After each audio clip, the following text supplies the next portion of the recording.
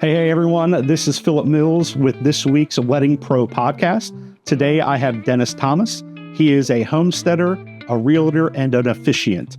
He has received the Couples Choice Award 5 times in a row with Wedding Wire. He is an avid hunter, outdoorsman, and watch collector. You also have officiated over 200 weddings, and you've helped 150 families purchase a home in the state of Maryland. There's many layers to this guy. I'm super excited to have you here. Tell me about yourself. You nailed the intro. I appreciate it, man. Thanks for having me. And again, my name is Dennis, local Baltimore resident kind of my whole life. And like you said, a lot of different layers. We do a lot of different stuff. Real estate, weddings. We have a farm in Western Baltimore County. Tons of animals, crops, produce, all that. So we're busy folks, and we enjoy the chaos of it every single day, man. And how long have you and your wife been married for?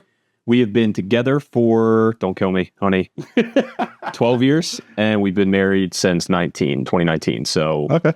Coming up on 5 years we just passed. Gotcha. And yeah, it's really exciting following your journey on social media.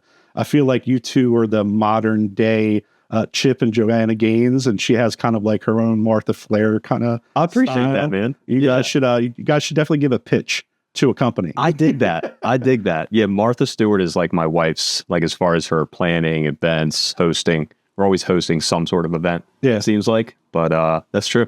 Yep. So, how long have you been officiating for? I got ordained in 2017. Okay. Yep. And how did you get into the officiating field? We all start usually by officiating a friend's wedding, I'm guessing. 100%. 2017, 2 of my best friends, their officiant got sick a couple weeks before. Okay. They reached out to me and they were like, you speak kind of well. Would you go online, do the ordination? So I went through ulc.org, $30, same 20 minutes. And I really it was helping out a friend. And then did it after the wedding at cocktail hour. There were 2 different couples that came up, and they came up and said, man, that was great. Could we book you for ours next year? And at the time my wife was working, she had a floral business for weddings. Oh, okay, cool. And I was getting ready to say, it was just something for a friend. And she elbowed me and was like, he would love to. So my wife, she started my Wedding Wire account, did the website, helped me out with everything.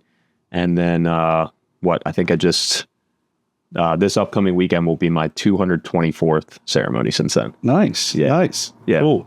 So now for the longest time, I never followed the paperwork for couples. Okay. And there was actually a little bit of a nightmare once.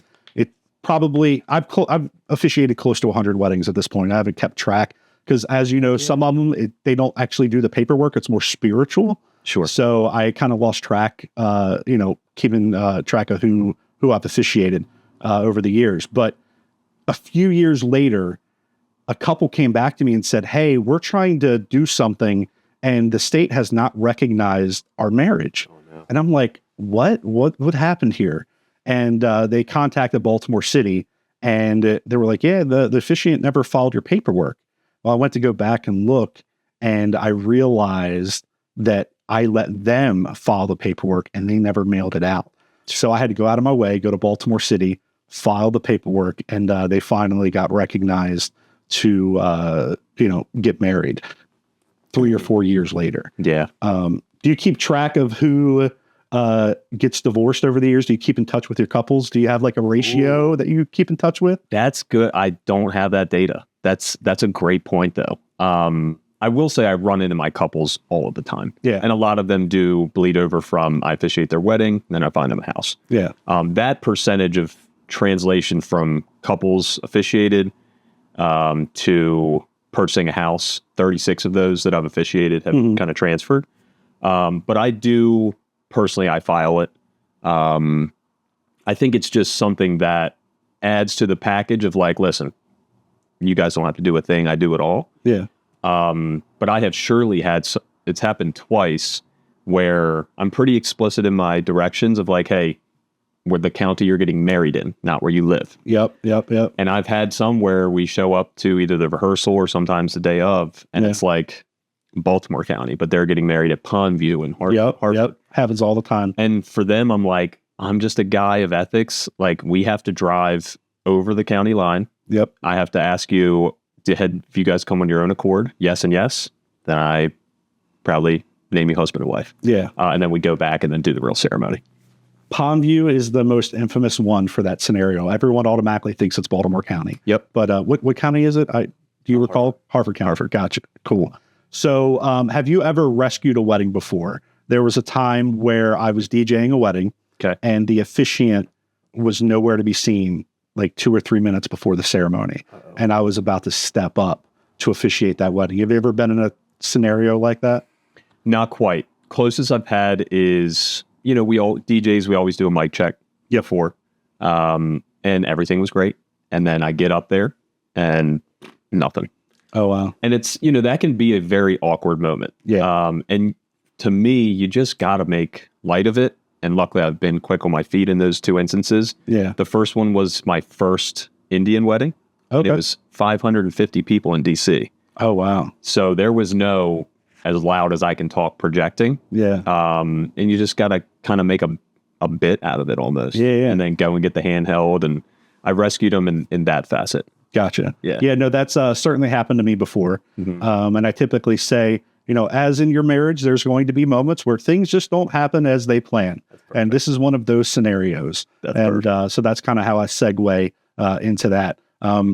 So you mentioned a cultural wedding. What weddings have you done over the years that are different? For sure. So as far as, different religions, kind of backgrounds, done Indian wedding, a couple Jewish ceremonies. Okay. One of them was kind of dual with a rabbi. Had to read from the Torah. That was definitely a little challenging. Other than that, mostly non-denominational. And then as far as like types of ceremonies, areas, I've gotten the opportunity to travel kind of all over. Vermont, Texas, California, Costa Rica. That's awesome. Yeah. And these are all people that you know. Or okay. So have you done out of the destination weddings for people that you don't know? No. Okay. If I got the request, I'll be honest, we have so much going on in our lives. I have to travel internationally. Gotcha. Unless they were a high profile couple and paid my way for everything. Yeah. Probably not going to do it. Gotcha. What's your favorite part about officiating? I would say moment is right when I pronounce them, Phil, you may now kiss your beautiful bride. That 3-second period where I step aside, they kiss. I have this QB vision of everything going on. Yep. And just people getting ready to cheer, hands going up. It's probably the biggest moment of bliss and happiness I experience in my life in general. It is unreplicable. I wish I could put that feeling in a bottle. Yeah. And then big picture is my favorite thing. Dude, you meet so many people. Yep. For you, you've done over 100 couples. You see people everywhere. And it's not the they recognize me, I'm famous. It's not that at all. It's just you get to meet so many different people. And I stay a cocktail hour for 30 minutes and just shoot the shit with people. So just growing that network. I'll throw it right back to you. What's your favorite part about officiating, or wedding? Could be weddings in general. Favorite part about officiating is when the couple comes to the altar and they're super nervous. It's kind of like that awkward moment. Tense. And I tell them, let's take a moment to breathe. If you want to, turn towards your guests and take in that moment. But also kind of making it lighthearted and joking when they finally face each other. Say, hey, you guys are getting married. Hold each other's hands. Yeah. I think that's probably one of my favorite moments. As far as the actual reception goes, the introductions and that build up to that introduction, I call it doors open. So once the cocktail hour is over and we head into the reception and people, go into the reception area, turn the chairs around and man, I get jazzed up. I get so excited. And we finally get to the introductions, and then they head into their first dance and the special dances. That to me is probably my favorite moment. But it's always exciting when the dance floor is jam-packed and exciting. You kind of stand back and you're like, I kind of produce this energy in some facet. Oh, 100%.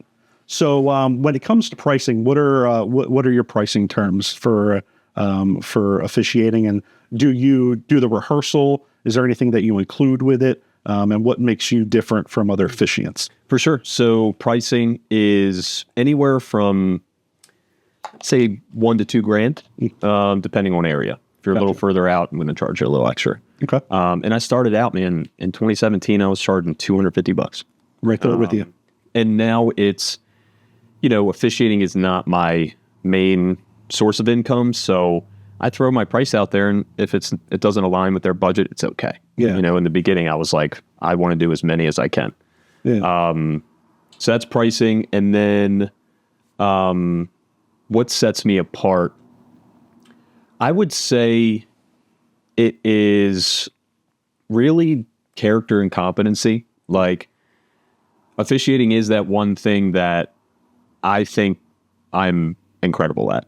Public speaking, but it also, I think at the very beginning, really disarming couples and getting them to really open up to me about their story. Good. Because that was what really, in my opinion, makes a ceremony special, is when I get a compliment at the end of like, man, so how long have you known them? Like, I'm like, I've literally met them one time. Yeah. But you're able to create that personalized environment and then deliver it in a way that it leaves people like, man, that was awesome. Right. So what are some of your favorite venues in the state of Maryland? Well, good question. Favorite venues in the state. I'll give maybe an outdoor or indoor. Indoors got to be Cloisters Castle. Some people find that place a little stuffy and old school, but the echo, the environment you're able to set, usually they've got like some strings playing. I just think for a small 50-person or less ceremony, like it's such a cool, intimate space. Gotcha. Outdoor. Yeah, good question. I'm going to have to say, I might have to go with Pondview, to tell you the truth. Okay. Their barn's incredible. The pond in the background, that huge willow tree. Parking's not an issue. Yep. Yeah, and just, some horses in the background. Gotcha. Yeah. I would have to say the Winslow in Baltimore City. Have you been there before? No, I've never done that. It's a hop, skip, and a jump right away from M&T Bank Stadium. Okay. It's right there. It's industrial. It's right by the railroad. And I'm a big fan of 3 distinct areas: ceremony, cocktail, reception. From a DJ's perspective, it is important, I believe, for a flow and the psychology of how the event's flowing, to create excitement for each stage of the wedding. Got it. And, the Winslow is a perfect example of that. And that'll lead me into Rosewood Farms. Have you been there before? Rosewood. Yep. Rosewood is absolutely incredible. I love a staff that is passionate and picky, but in a good way. And Rosewood, not ignorant about it. yeah, Sure. But they have standards, Yeah. and that's Rosewood Farms. So I really like that venue. Let's talk about you being a realtor. You've been a realtor, I believe, since 2019. Yep. And you focus in residential primarily? Yeah, just residential. Gotcha. Okay. So what's your favorite part about being a realtor? I would say, man, it's so similar to officiating, like buying a house, selling a house, getting married, 2 really big life events. Yeah.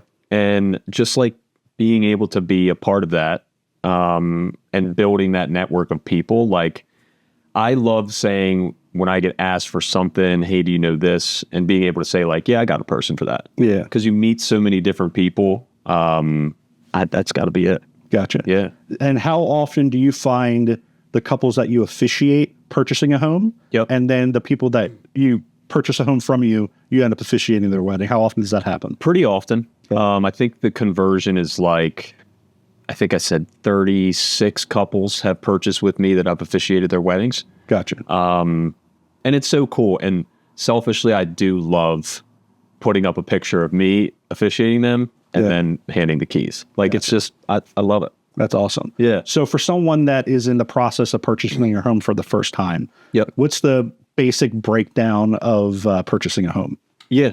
Because if you've never done it before, it can be a fire hose of information on you. And I would say biggest thing is build your team, pick a good lender and a good agent. Gotcha. If you do those two things and you trust those people, and I highly recommend, don't Google best realtor in Maryland. Like, ask around to people that you trust, or call me, and just ask, like, who did you use? How was your experience? Would you use them again? If the answer to those are great, good. Once you build those teammates, they're going to be able to walk you through every single step. Biggest thing I can tell you is just know the when and where. Like, hey, this is how, like, when I want to do this is my timeline. This is where we want to be and why.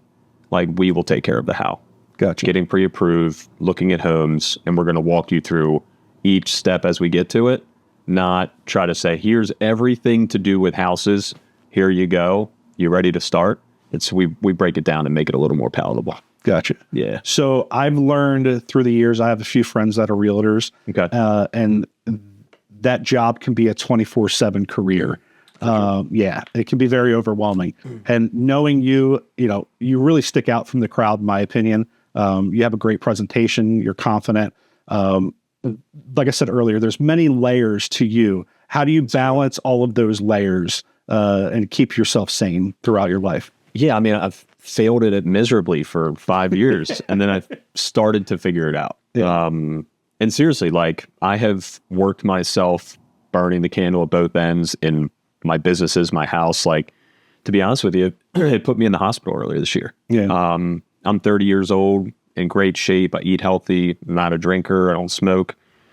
And I was put in the hospital over the stress that I put on myself and the need for perfection and organization in every area. And from that, I've learned you can't do it all. And I have a goal of helping as many families as possible purchase homes and officiate their weddings. I cannot be in two places at once. So the biggest things I've learned are building a team that you trust. So like in the real estate realm, having an assistant that does the paperwork, showing houses, it can't always be me. Service a lot of clients. I can't be in two places at once. And I do find that too, if you try to do too much, the quality that you're going to present to your clients is just going to start to diminish. So building a team, having support, like we were talking about before we started rolling, we have amazing wives, dude. Like, I could not do any of this without Liz. I love you, honey. Love you, babe. Support. And I think one of the biggest things, and this goes for business in general, whatever you're doing, for people, it's so easy, especially in the hustle culture now, to like grind. I'm Mr. Hustle. I'm going to keep earning more and more. Let's double it next year. Find out what the income number is you need to make per year to live the life that you want to live. And if you find that number, I'm telling you, for most folks, it's not as high as you think. It might not be $1 million a year. It might not be $500K a year. Find that number, create a plan to get there. And then to me, it's just, you break it down that way, Because otherwise it's going to be, I can do a little more, and a little more. And could I be out there selling $25 million of real estate a year, like volume wise? Sure. Am I ever going to see my wife and my family and do the things I love? No. I definitely think that the hustle culture is overglorified.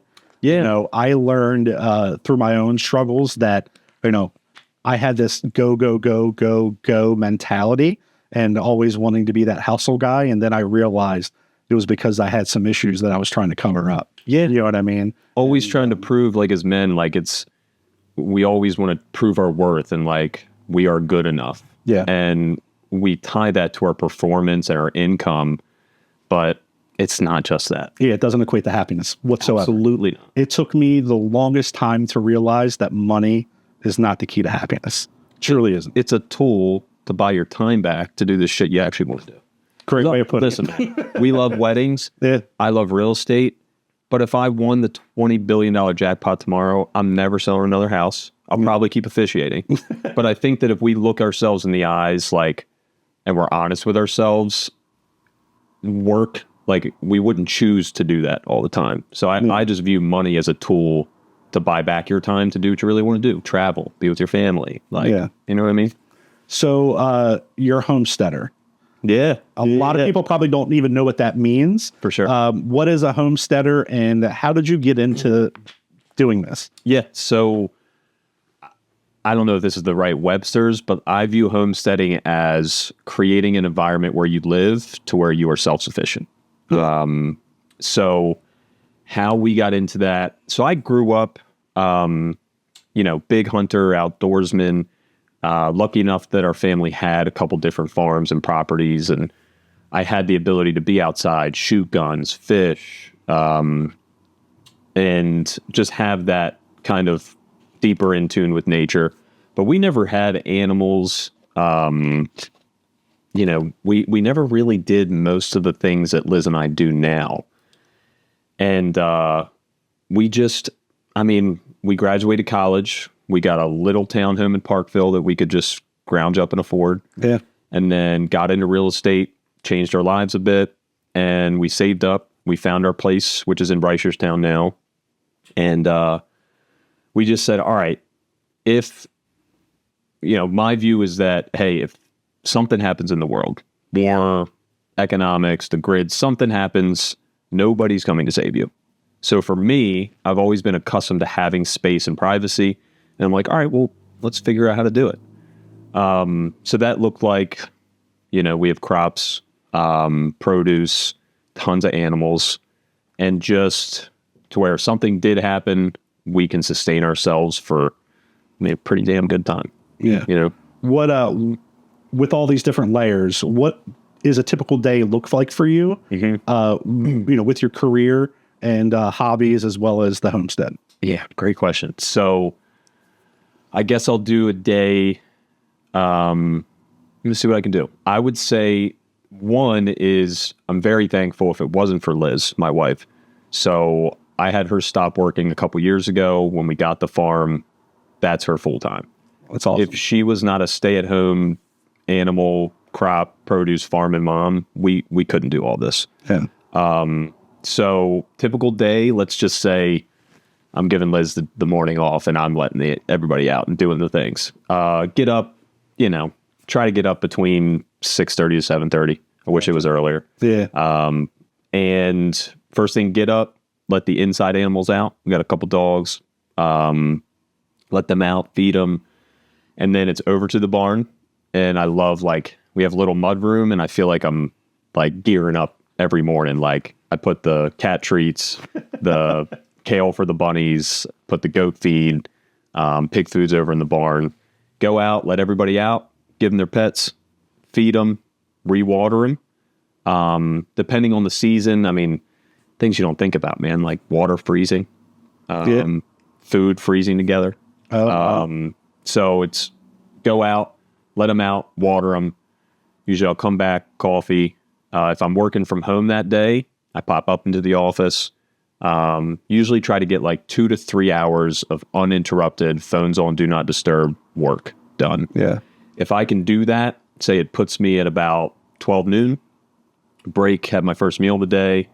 And then from there, you're kind of proactive in the beginning to where I try to stay less reactive, to where in the afternoons, the evenings, I can get a call of, hey, we want to see this house at this time. Gotcha. So having that time open to just do whatever comes. And then somewhere in there, I'm always sneaking a workout in. Gotcha. That's kind of a typical. And then during the day, you do the same thing, snacks for the animals, water. And then at the evening, do the same thing, put them away, water, feed them, and then on to the next day. I don't know how big your homestead is, but considering the trend with barns, have you considered making a little venue there for weddings? So when we first purchased it, and we're not a huge plot of land, like Okay. this is also word to people out there, you do not need 100 acres to do this. Like we have just over 10. You could do it with 4, to tell you the truth. When we first purchased the property, there's a beautiful bank barn built in the late 1700s. And I looked at it and I'm like, all right, babe, Jolly Acres Events. Like we're going to start this venue. Yeah. After a year of living there, we looked at each other and like, I don't care how much money we can make. Yeah. This is our privacy, our peace, and I don't want to share it with people every single weekend. Yeah. We've done a couple small weddings for friends there, but we would also, man, I mean, we need to overhaul it, probably need $200K in renovations, parking lots, permits. I don't think it's something we're interested in. Gotcha. Yeah. Well, that's a great segue into this. What is happiness to you, and what are keys to success? I can say for personally, I have dealt with in very low depths of depression, anxiety. What is my meaning? Why am I here in this world? The only solace and true happiness I have found is when I've accepted my identity in Christ. Gotcha. And that's not a cop, like that is my true answer. I think maybe true happiness is when you know where you're going in life and you're having fun on the way. Gotcha. You know, if I can get to the end of life and I feel like I've been able to take my life and just wring out every ability, skill, coin of treasure, experience that God has granted me with, like that's how I constitute happiness. Gotcha. Yeah. Let me rephrase the question before that. What is success to you, and what are the keys to getting to that success? Okay. What is success to me? Success is when you can create a lifestyle and a life where, one, you look in the mirror and you truly and authentically love what you see. Yeah. And then otherwise, success to me is, man, waking up and being able to choose what you're doing, and how you spend your time. Yeah. I think that's about it. Gotcha. Yeah. So this may be too personal, so we can totally edit this out. It's fine. But I know you've discussed it openly on Facebook. I don't believe you had an issue, but you chose to become sober and not drink anymore. Yeah. What's your story behind that? Yeah. So, and I appreciate you asking. I'm happy to share that. And for me, it's been 3 years. I didn't have an issue. Yeah, I didn't have an issue. That's incredible. I did enjoy going out and partying. Yep. But my wife and I, we decided to have children, and we didn't want to have children out of wedlock. So we had a quick wedding. Okay. And then we decided, to start trying to have a baby. And when she got pregnant, I was like, you know what? I think it's messed up if I'm drinking and we go out and have a drink, that she would be around somebody that was drunk or buzzed, Sure. So I'm like, out of respect, I think I'm just going to stop. And then we got to our wedding. 6 months later was our wedding. She was pregnant, and had a great time, drank it up at the wedding. Yep. But that was the last time I ever drank. And I decided that, my father was an alcoholic growing up, and I remembered that smell, and I remember those feelings. And I was like, I don't want that for my children. And I was like, you know what? I think I'm going to hold off for the time being. And I never looked back. And it's so weird because, like, when you go out, as you know, and people are like, hey, man, you want to do a shot or you want to do a drink? And it's just like, nah, I'm good, man. Oh, come on. Why don't you drink? It's like, it's okay. It's normal to not want to drink, Yeah. It's not because you have an issue, and it's okay if you do have an issue. But it's a weird journey to be on. So it is. You want to talk about that? Yeah. So again, same, like I was just the life of the party guy. Yeah. Never got a DUI, never angry, never got in fights, never got in trouble. Yeah. And really nobody except my wife knew what I was dealing with, which was truly, I view that I'm an alcoholic. Once I would have a drink, we're drinking until I fall off, and literally almost pass out. And the anxiety and I call it hangxiety, like that hangover anxiety Yep. of just feeling like such shit physically, mentally, everything, it was starting to eat away at me. Yeah. And I started to see my productivity drop. And it was just like putting gas on the anxiety, depression, you know? And then it all came to a head. I was actually on my best friend's bachelor party. We were down in middle of nowhere, Southwest West Virginia. Oh, okay. 8 hours away. Last day, Saturday, we're drinking all day. And you're on the Hatfield and McCoy trails on a side-by-side. That, you know, they go like 65 miles an hour. Yeah. And my buddy gets up to the top of a mountain, pops his tire. I'm like, I got it, dude. I'll go into town. And I'm coming down, ripping around a corner. Group in front of me, the dust came up and blocked me out. And in my drunken mind, I'm like, oh, I know where the trail is. Well, I wasn't on the trail. And I flipped down the side of a cliff.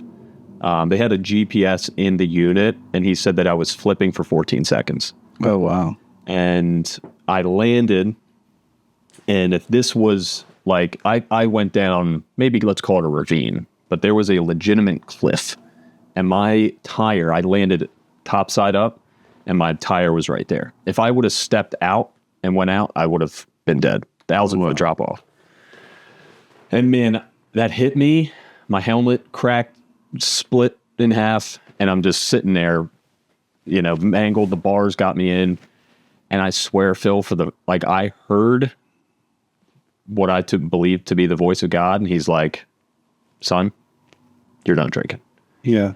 And it was such a stark, real voice that I heard and internalized that I am lucky. I mean, knock on wood, I don't have an urge or a craving to drink, and I haven't since the day that I stopped, which is very odd. Yeah. I figured that there would be some instances, and that's how I got here. And I will say, life is different.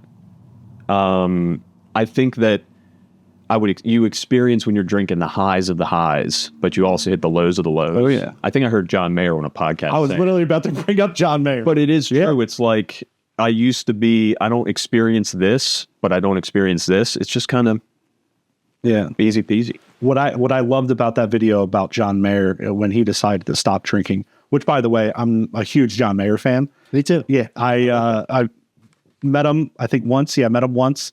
Sat front row. Oh my God. Yeah. Where was that at? That was at Meriwether Post.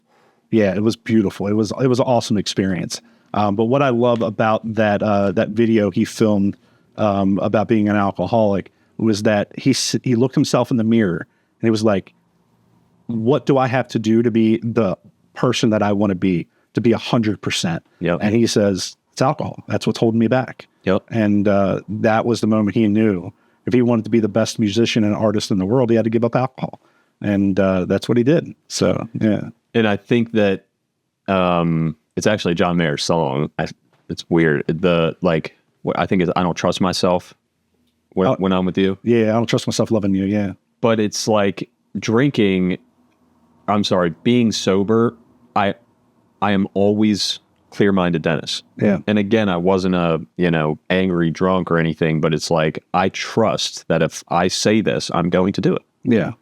I'd love that part of it. Were you a devout Christian prior to that moment, or was that your wake-up call, and that's when you started following Christ? That was my wake-up call. Okay. It was. And I grew up Catholic middle school, elementary, high school, and I always joke like I'm an ex-Catholic. Yeah. Because growing up, it was just, the church was, God was the man with the hammer. You got out of line, you get hit. And it was doom and gloom and smelled like incense, and it was dark, and it didn't feel right. Yeah. And getting back now, the people that I've surrounded with, getting back into actual scripture, not the church. Yeah. It's been the greatest blessing of my life. Yeah. Yeah. No, it started in that moment. Okay, cool. No, I was definitely, I was going through my own personal struggles many years ago. And when I met my wife, she was a devout Catholic. Okay. And as any good spouse, you follow them to church. And I was raised a heathen. So, religion was completely not a part of my life. And I would go almost every Sunday to church with her. And Catholic church, it's not for everyone. For sure. But, it's not shunning the Catholic Church by no means. But for me, it was like watching paint dry. I wasn't getting anything tangible out of a service. Yep. And my wife and I decided to go church hopping at my request. And we went to a couple of different churches. Some of them were a little too intense for us. Okay. And then we stumbled upon Epic Church in Dundalk. Okay. I'm not sure if you're familiar. I'm not. And they had just opened. They'd been around for 15 years, I think, at that point. But they finally got their own location, brick and mortar. And we go in, and it was just like, I remember feeling this like warmth and acceptance, like right as I walked in, and sat front row. Who sits front row their first time in church? That I'm trying to get something out of this. Yeah. So, well, no, the place was packed, but how people are shy to sit up front. Okay. So I go up front, and we're sitting there, and I was just so overwhelmed. And you're seeing these people get into it. I'm like, these people are crazy. Like, what? Why are people raising their hands? And by the end of that service, I was completely in tears. I was a mess. Yeah. And I was not ashamed walking out in tears because I wasn't the only one. And, it was a little bit of a journey for me. It wasn't like, immediate acceptance. I'm still hoping to get baptized soon. But yeah, no, it's been a life changer for me as well.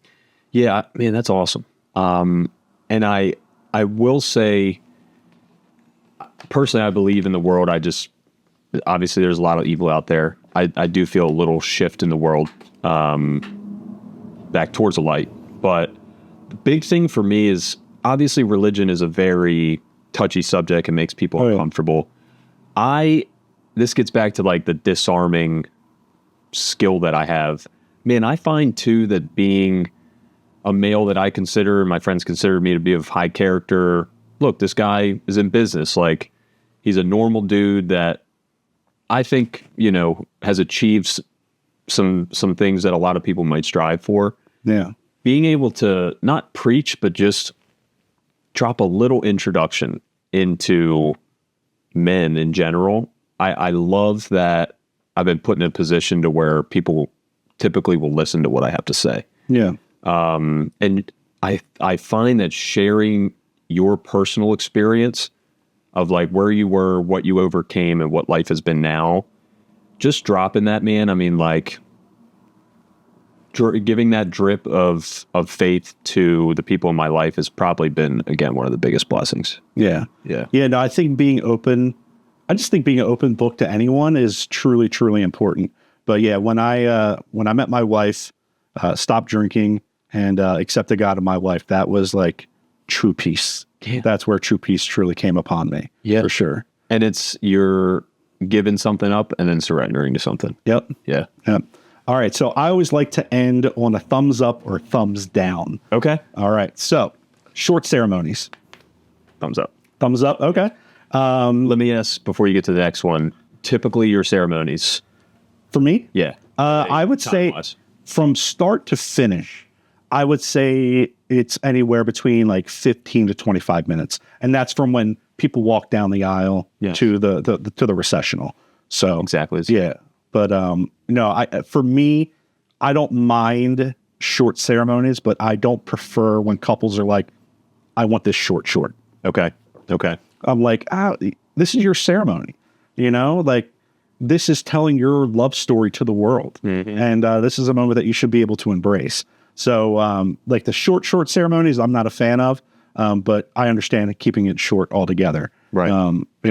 The going back to Catholic weddings, it can be over what, an hour? I know. Yeah. So I view 30 minutes as long. yeah, so do I. And yeah, have done a couple maybe that were like 5-10 minutes, but I'd say that 15 to 20 sweet spot. Gotcha. Yeah. Couples that use the same song for when they walk down the aisle as with the wedding party. So let's say the parents come out to a song, the wedding party comes out to a song, the bride or groom come out to their own song. There are some couples that choose the same song for all of them. Do you have a thought on that? Thumbs up, thumbs down? Have you experienced it? I haven't, but I'll be honest with you. My thing is like, your day. Do whatever the hell makes you happy. Gotcha. I'd give thumbs up. August weddings. Thumbs down. Oh my God. 100%. Dude, the amount of times that I have had sweat dripping onto the paper, I'm just like, don't do this month. Yeah. No, I'm with you. Socks while you sleep. Oh, thumbs down. Yeah. Serial psycho. killer move. Yeah. My wife, she out of nowhere, she started sleeping with socks. And she's like, I'm psycho. I got to Now, she admit. like sweatpants, pajamas, just socks. No, it's just the socks. Lately, her feet have been getting really cold. So, so it's like an on-off thing. But no, I agree with you. It's psycho. Yeah. Dogs and ceremonies. Man, tough because I'm such a dog lover, but I'm going thumbs down. Gotcha. Yeah. Okay. Beer bros. That's when they come down. Instead of a flower girl, it's a beer guy, and he's handing out beers or handing out shots. Okay. I'm thumbs up for that. Okay. Yeah. Gotcha. I'm thumbs down. Okay. Yeah. I think Kills it was, the vibe. Yeah. I think it was cool when it first started. Okay. But now it's kind of like overdone. I'm totally open to like unique weddings, but when people follow the trends and they don't make it their own, it just kind of feels worn out. I get that. You know what I mean? Okay. So I prefer if you're going to go that route, just have a traditional ceremony. Yeah. Pineapple and pizza. Thumbs up. Thumbs up. Go to my wife. That's the only way. Her favorite pizza is Hawaiian pizza. Gotcha. I was never, before I met her, I didn't like food taste. I didn't have a hairstyle. She's introduced some culture into my life. Okay. This is actually the end. I have another question for you. What are important things to look for? Some do's and don'ts for an officiant. Good call. And now let me ask, is this like when people are hunting for an officiant, trying to hire them? Or, hey, Dennis, like what are some practices that you will always do and some that you would never do? Yeah, let's do all of it. I mean, another thing, like for instance, when couples recite their vows to each other, when I officiate weddings, I like to step out of the way to make it more intimate for them. For sure. Or especially when they're doing their final kiss, you want to step out of the way. What are some things, stuff like that Those are two huge ones. Yeah. And I always find that at the rehearsal, the wedding coordinator, like if you don't know each other, they're always going to say, and please move your mug out of the way when they kiss. Yep. And I usually start, I'm like, of course I will get out of the way. Yeah. Do's and don'ts, those two for sure. On the day of, I need to see the rings, and I need to see that they're in whoever's supposed to be having them for the ceremony. Yep. I will check right before we go down the aisle and make sure that they are in one box, 2 rings, not 2 different boxes, and not in a bag that's tied and not tied to a pillow. Those, for me personally, always have to be at your rehearsal. Yeah. It cuts all right, we've put a face of the name of the officiant if we haven't met in person yet. They get to see my demeanor. They're like, all right, this guy knows what he's doing. We don't have to worry that some schlup's going to show up and screw up our ceremony. Yeah. Double checking. You must check for the licenses. I would say those are do's, and then mic check before, of course, some don'ts.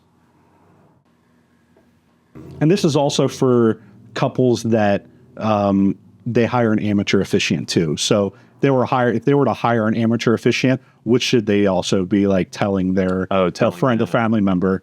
That's super, super important. Yeah. You have to sit down. Oh, God. Please rise or please sit. Please be seated. Yes. How many weddings have you gone to and you're a guest and they have an amateur officiant and they tell everyone to rise? Oh, burns you up. And then they're sitting there like, all right, when are you going to tell me to sit? And then you just got to start the trend and just sit down. Yep. Man, that's good. Some don'ts. If I was instructing somebody, one, practice, of course, but have something that's presentable. Yeah. A little leather book from Amazon, something that is, that's going to look good in photos. Yep. Another thing is for instance, ring exchange.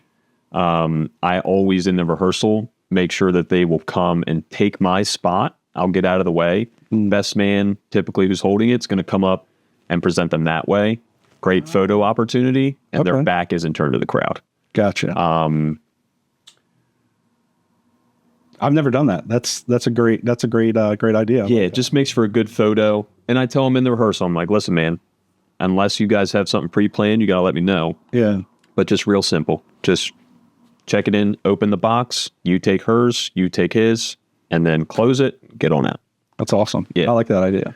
And then a big must do is usually I wait about 3 weeks post ceremony. Mm-hmm. So like a week for mail for them to process the license. A week usually if somebody's going on a honeymoon, they're not going to do it. So the third week I just set a reminder in my calendar and I send them the link to whatever county's website for their certified legal copy. Okay. Because so many people, when I first started doing it, I didn't know my ass from a hole in the ground. So they'd hit me up months later and be like, man, like, we got to do our name changes, but they said this isn't the form. So reminding people that for, hey, last name changes, insurance, it's $5.50, but you have to do that. I can't do that for you. Yeah. Yeah. Yeah, no, it took me a little while to get in the hang of that process, but I created a separate page on my website on how to change your name and how to get a registered copy or certified copy of your license. That's a good idea. idea. Yeah, I'll share it with you after we get off here. I like that. So closing statements, anything that you want to talk about? I mean, I'm happy to be here, man. First time we've got to meet. You have an awesome studio. Thank you. Great human being. And I mean, people that do this, for the community, I think it speaks levels about your character. So I really appreciate you having me. And absolutely, who doesn't love talking about themselves from time to time? 100%. So, no, I truly believe in community over competition. Obviously, I'm an officiant, but it's always great to hear another professional's side. I've learned a couple of things from you today, and likewise. And a rising tide, raises all ships. So. I really appreciate you being here. So how can everyone get a hold of you regarding officiating or becoming a realtor or purchasing a home? Yep. So best way is Instagram, Dennis Thomas Jr.